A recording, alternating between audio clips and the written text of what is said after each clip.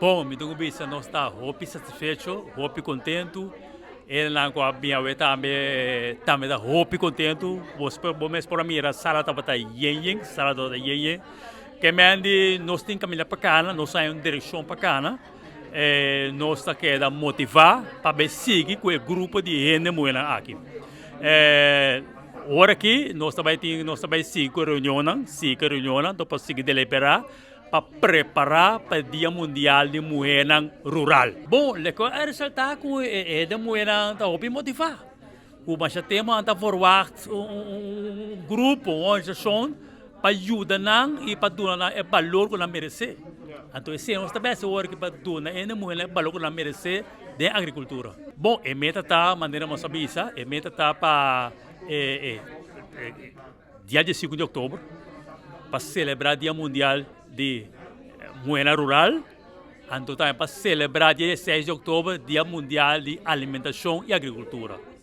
Então, nós falamos de uma comissão, a comissão secretarial vai preparar para organizar esses 2 dias aí, de tal maneira que nós logramos êxito total.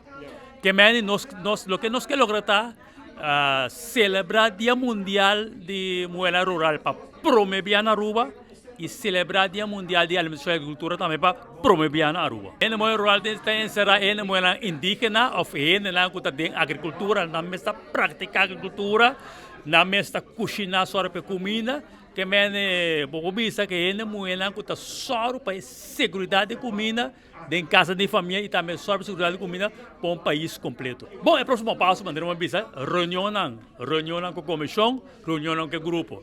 Até dia que nós chega dia 5 de outubro e dia 6 de outubro, próximo. Mas está claro, nós evitamos. Pero não sei o que passa, que não pode estar presente, mas nós evitamos.